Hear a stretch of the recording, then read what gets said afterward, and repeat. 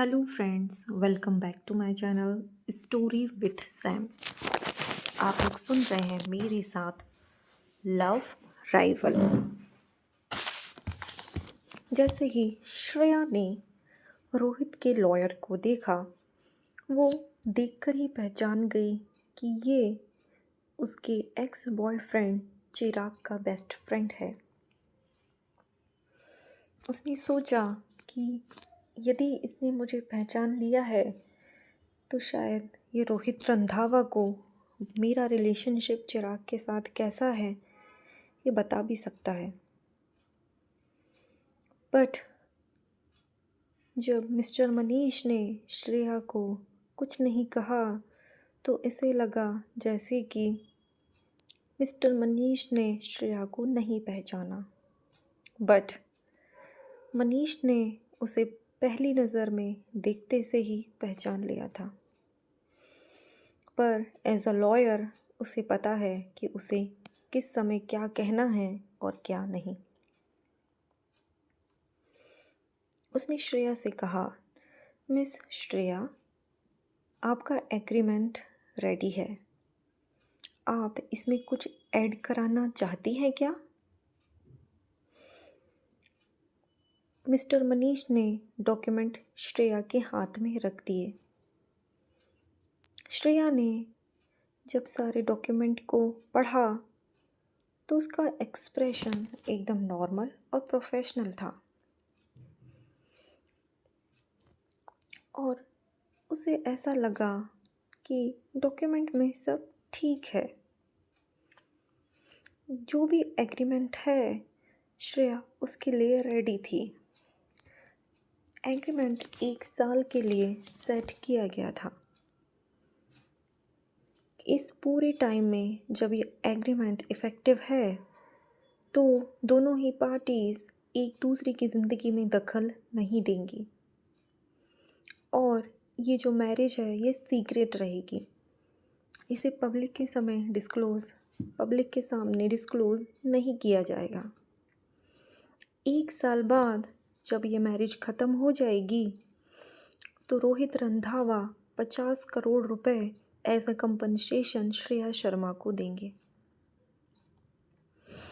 इसके बाद दोनों का एक दूसरे से कोई भी रिलेशन नहीं होगा और जो बच्चा है उसकी कस्टडी रोहित रंधावा को जाएगी।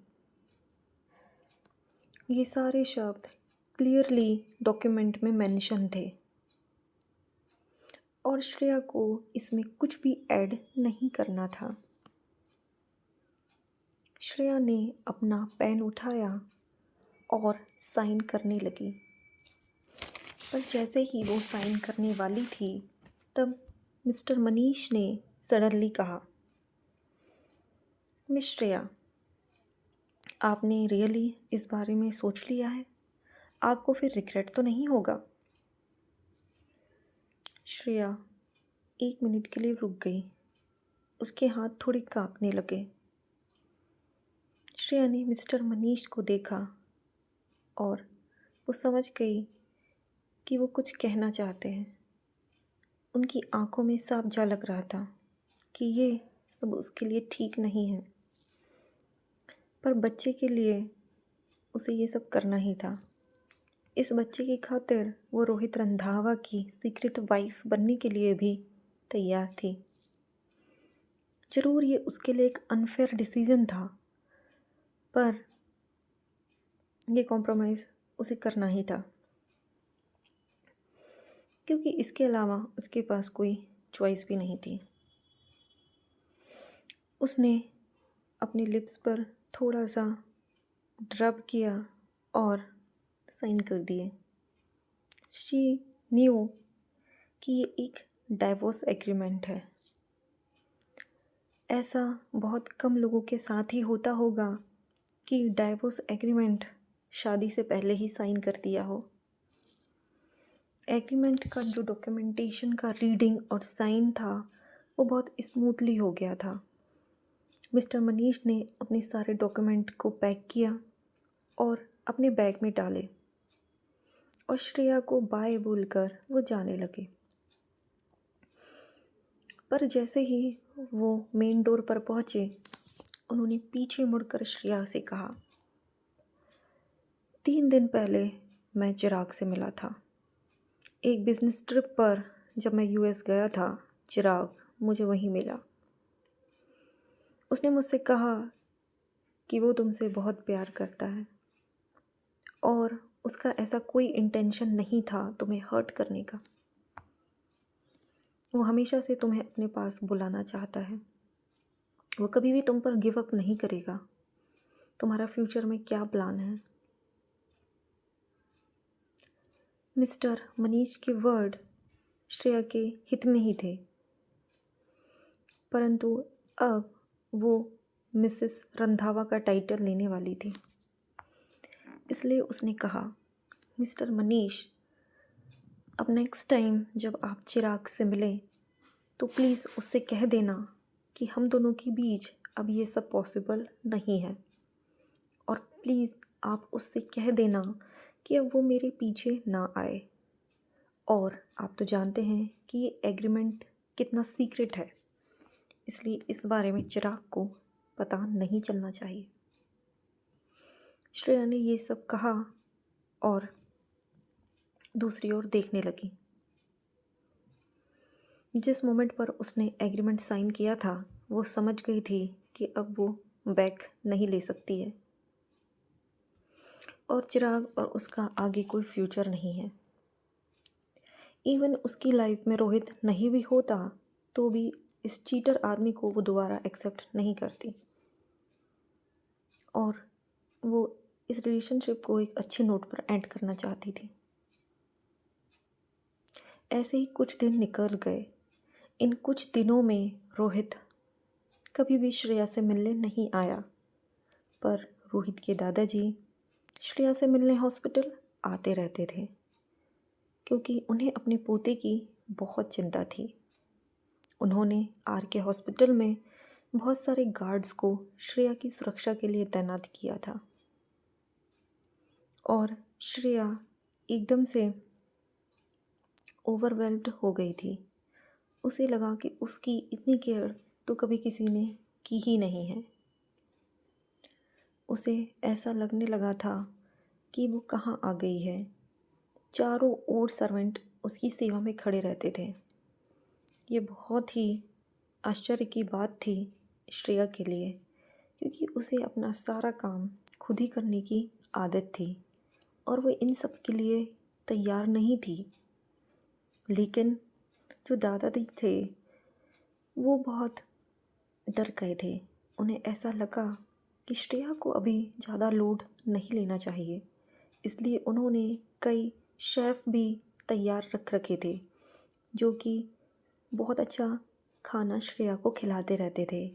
इंडियन, वेस्टर्न और जो भी उसकी हेल्थ के लिए हर्ब्स अच्छे होते वो श्रेया को प्रॉपर डाइट में प्रोवाइड करते थे, जिससे कि उसमें कोई भी प्रॉब्लम ना हो और बच्चे की ग्रोथ भी अच्छी तरीके से हो और श्रेया की प्रेगनेंसी स्मूथली जाए। इसलिए एक न्यूट्रिशनिस्ट भी हायर किया गया था जो पूरा ध्यान रखता था कि श्रेया अच्छा खाना खाए और कोई भी जंक फूड ना खाए। ऐसे ही कुछ समय के बाद श्रेया को अपनी बॉडी में अच्छा महसूस होने लगा था। श्रेया की बॉडी रिकवर कर गई थी और उसका प्रोजेस्टेरॉन लेवल भी अच्छा बढ़ गया था, जो कि बच्चे की ग्रोथ के लिए बहुत ही इम्पॉर्टेंट था। ईशान भी आकर बीच बीच में श्रेया का एग्ज़ामिनेशन करता रहता था। श्रेया ईशान कपूर को बहुत अच्छे से जानती थी। उसे बहुत अच्छे से पता था कि ईशान कपूर कौन है। न केवल वो आर के हॉस्पिटल का डायरेक्टर था, बल्कि उसकी सबसे प्यारी उसकी बेस्ट फ्रेंड अदिति उसका क्रश भी था। और अदिति ने एक बार ईशान के बारे में उसे बताया भी था। पता नहीं ऐसा क्या हो गया था अदिति के साथ कि अदिति ने अचानक से अब्रॉड जाने का फ़ैसला कर लिया और कपूर फैमिली से अपने सारे रिश्ते तोड़ दिए। और वो ईशान कपूर की ज़िंदगी में दोबारा वापस आना नहीं चाहती थी। इस बात को भी लगभग 3 साल हो चुके थे और अभी तक श्रेया ने अदिति को इन 3 सालों में देखा नहीं था। जैसे ही श्रेया ने ईशान को देखा, उसे एकदम से अदिति की याद आने लगी। वो सोचने लगी, क्या वो कभी यहाँ वापस आएगी या नहीं। ऑलरेडी 3 साल हो चुके हैं, पता नहीं वो कब वापस आएगी। जैसे ही ईशान ने सारा एग्ज़ामिनेशन कर लिया, उसने सारे रिज़ल्ट दादाजी को एक्सप्लेन किए और उनको ये गारंटी दी कि श्रेया अब ठीक है। ईशान बोला, मिस श्रेया अब डिस्चार्ज हो सकती हैं, बेबी अब हेल्दी है। अब यदि श्रेया अपना ध्यान रखेगी तो बेबी ऑटोमेटिकली अच्छा ही होगा, क्योंकि प्रेग्नेंट मदर अपना ध्यान रखती है तो बेबी हेल्दी ही रहता है। दादाजी ने कहा, बहुत अच्छा ईशान, तुमने बहुत अच्छा काम किया। दादाजी बहुत सेटिस्फाइड थे। उन्होंने श्रेया से कहा, श्रेया बेटा, अब तुम डिस्चार्ज होने वाली हो, तो मैं कहता हूँ रोहित तुम्हें तुम्हारे घर तक छोड़े आएगा और तुम्हारी फैमिली से मिल लेगा, क्योंकि तुम्हारी शादी की बात करने के लिए भी उसका तुम्हारी फैमिली से मिलना बहुत ज़रूरी है। दादाजी ने ये बात इतनी आसानी से कह दी थी, पर श्रेया ने कहा कि इतनी जल्दी भी क्या है दादाजी, एटलीस्ट मैं अपनी माँ के पास जाकर उनसे बात करना चाहती हूँ, पहले उनको ये सारी कंडीशन बताना चाहती हूँ। और वैसे भी मिस्टर रंधावा बहुत बिज़ी रहते हैं, मैं ये काम अपने आप ही तो कर सकती हूँ। पर श्रेया के दादाजी, रोहित के दादाजी ने कहा, पता नहीं क्यों मुझे ऐसा लगता है कि तुम दोनों के बीच कुछ ठीक नहीं है, बट फिर भी मैं ये तुमसे कहना चाहता हूँ कि रोहित अपनी जिम्मेदारी से नहीं भागेगा। नो मैटर कितना भी बिज़ी हो, लेकिन कोई भी काम मेरे पोते से इम्पोर्टेंट नहीं हो सकता। ये मेरा परपोता है और इसके लिए मैं कोई भी रिस्क नहीं ले सकता। मैं रोहित को बोलता हूँ, वो ज़रूर आएगा और तुम्हें कंपनी देगा। जब तुम दोनों साथ में मिलोगे तो प्लीज़ तुम दोनों साथ में मिलकर सारा डिटेल में डिस्कस कर लो। दादाजी अपने शब्दों से पीछे नहीं हटने वाले थे। उन्होंने एक बड़ा डिसीज़न ऑलरेडी ले लिया था। वो खड़े हुए और शेफ़ को बोला कि श्रेया के लिए एक अच्छा लंच तैयार करो, जो कि बच्चे और माँ दोनों के लिए हेल्दी हो।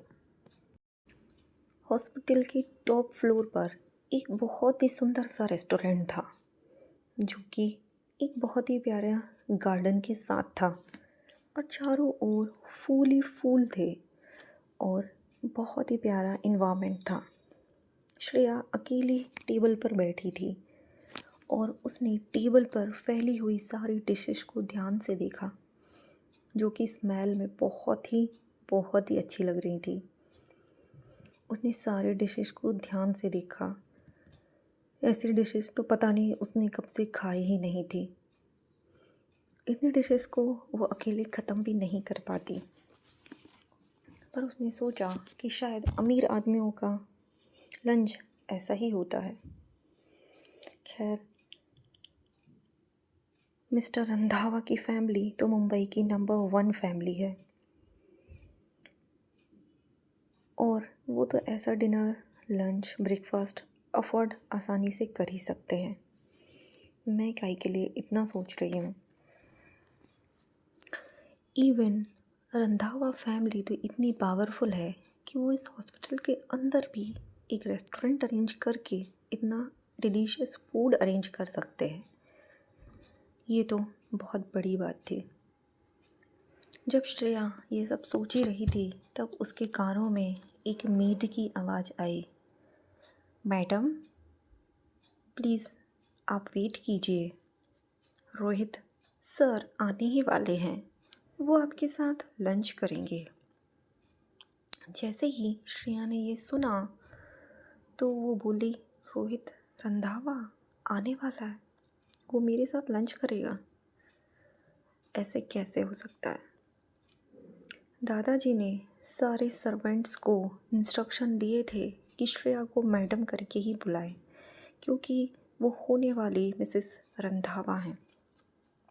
श्रेया एक सेकंड के लिए तो थोड़ी शॉक्ड हो गई, बट उसने जल्दी से नॉर्मल होकर कहा, ओके, यदि मिस्टर रोहित मुझे कंपनी देना चाहते हैं तो मुझे कोई प्रॉब्लम नहीं है।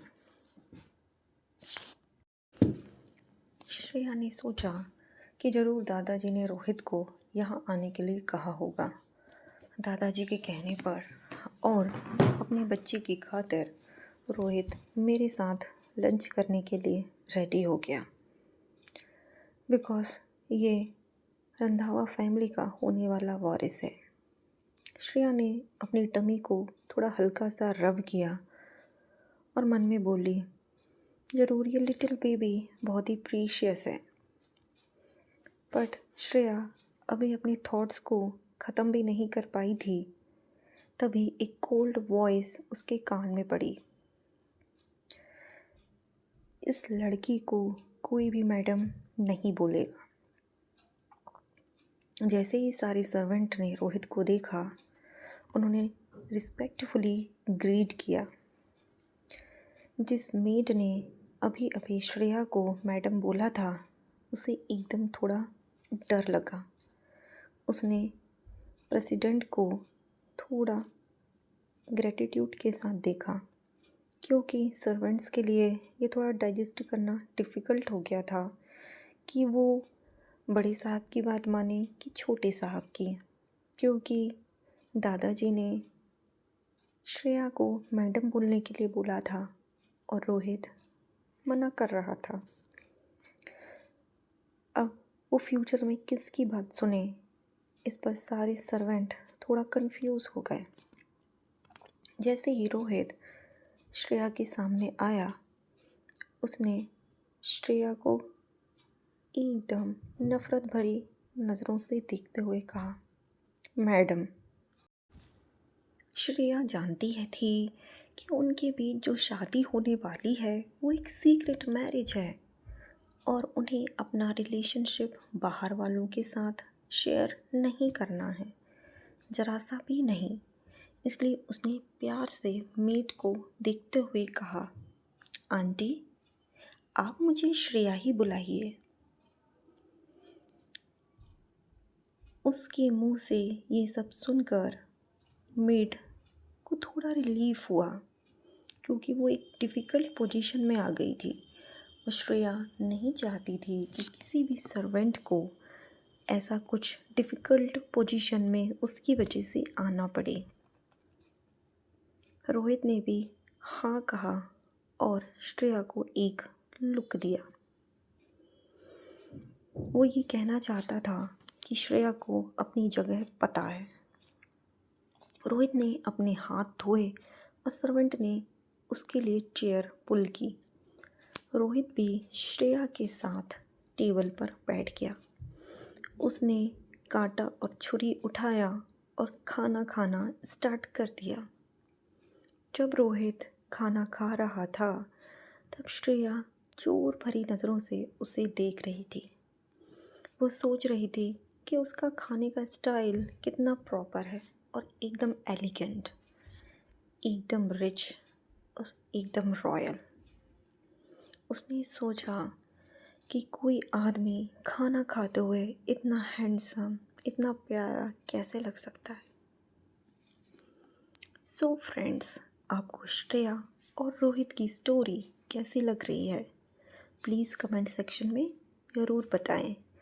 आपको स्टोरी अच्छी लग रही है तो प्लीज़ एपिसोड को लाइक करें, अधिक से अधिक शेयर करें। न्यू वीडियो की इन्फॉर्मेशन के लिए बेल आइकन दबाना मत भूलिए। और जो भी आपकी सजेशन है कमेंट सेक्शन में ज़रूर बताइए। तो चलिए मिलते हैं नेक्स्ट एपिसोड में, तब तक के लिए बाय बाय।